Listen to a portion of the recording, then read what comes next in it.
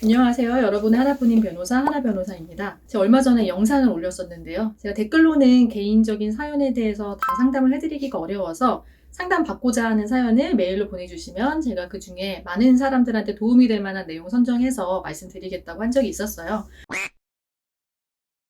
그래서 생각보다 많은 분들이 메일을 보내주셔서 제가 어떤 거를 첫 사연으로 할까 고민을 하다가 많은 의뢰인분들이 똑같이 궁금해했던 내용이 있어서 그거에 대해서 오늘 설명을 드리려고 합니다. 일단 사연을 한번 보면요. 변호사님 안녕하세요. 제가 정말 친하게 지내는 지인이 있었습니다. 서로 도와주고 자주 만나는 친한 친구였는데 언젠가부터 사이가 멀어졌어요. 속상한 마음에 여러 번 연락을 했는데 그만 스토킹으로 고소당하고 재판에 넘겨졌습니다. 처음에는 무서웠지만 성실하게 조사받고 재판받으며 제 잘못은 반성하고 있습니다. 그 이후로는 당연히 상대방한테 연락하지 않았고 오히려 피해 다녔어요. 그런데 상대방과 제가 같은 직종에서 근무하고 직업 특성상 마주치는 일이 있을 수밖에 없습니다. 상대방이 그러한 행위까지 모두 추가 스토킹이라고 주장을 하고 있어요. 심지어는 업무상 상대방이 먼저 연락을 한 것도 자신이 2차 가해를 입었다고 주장하고 있습니다. 제가 상대방을 만날 때마다 또다시 스토킹 범죄가 되는 건가요? 근데 이 스토킹이 네. 이 친구 사이잖아요. 네. 뭐 연인 사이도 아니고 친구 사이에 좀 연락 좀 한다고 그게 스토킹이 되나요? 현행법에서 이제 스토킹이라는 게 연애 감정을 기반으로 한 괴롭힘이나 연락만 스토킹이 되는 게 당연히 아니거든요. 그래서 요즘에 동성 간의 스토킹 되게 많아요. 동성 간에도 많아요. 네.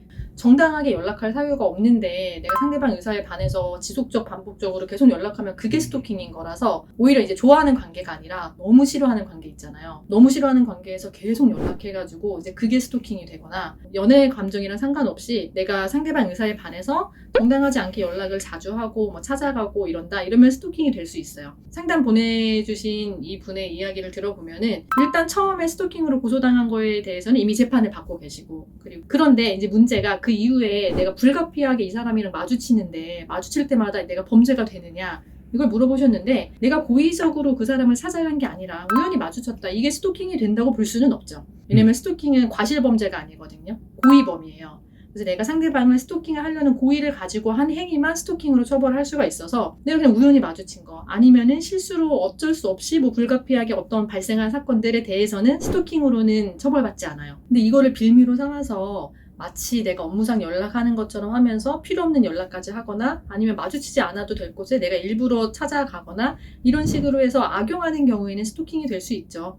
상대방은 당연히 그렇게 주장하겠죠. 안 마주쳐도 되는 상황인데 이 사람이 일부러 마주치게 만든 거다라는 주장을 이제 상대방은 할 거고 반대쪽에서는 이거 정말로 어쩔 수 없이 마주친 거고 일부러 마주친 게 아닙니다 라는 주장을 양쪽에서 할 거기 때문에 실제 어떤 쪽의 말이 더 맞는가는 구체적인 상황에 따라서 논리적인 변론이 필요하겠죠. 그러면은 이제 사연 보내주신 분이 어떻게 대처를 해야 되는가? 만약에 상대방이 이거를 스토킹으로 추가 고소를 한 상황이다. 그러면은 또다시 피의자로서 조사를 받을 수 있겠죠. 이 사람을 쫓아다니거나 일부러 마주치려고 간 게 아니라 정말 업무상 필요로 인해서 우연히 마주칠 수밖에 없다는 점을 이제 수사 과정에서 소명을 하면 되는 거고요. 근데 이런 경우에는 사실 이 상대방 입장에서도 그걸 스토킹으로 주장하는 게 무리라는 거를 알 수 있을 거예요. 뭐 자기가 연락한 것까지 뭐 스토킹이라고 주장을 하기가 어려울 거고. 그래서 이거를 뭐 추가 고소하는 게 아니라 지금 재판 중인 사건에 양형 자료를 제출하거나 그런 식으로 주장할 수 있겠죠. 만약에 재판에서 상대방이 이거를 양형 사유로 주장을 한다. 그런 경우에는 일부러 만난 게 아니라 불가피하게 만난 거고 스토킹 고의로 한 행위가 아니고 정상적인 업무의 일환이었다라는 거를 차분하게 변론을 하시면 돼요.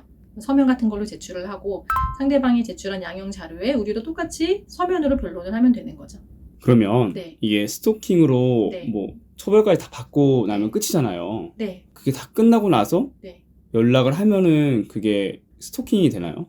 처벌받고 또 연락하면 또 스토킹이 될 수 있죠. 그럼 이제 추가로 더 중한 재범이니까 그때는 더 중한 처벌을 받게 되겠죠. 가중처벌을. 가중처벌을 받게 되겠죠. 법률적인 사안 발생해서 상담 필요한 내용 있으시면은 내용 구체적으로 정리해서 아래 메일로 보내주시면 되고요. 구독과 좋아요도 많이 부탁드립니다.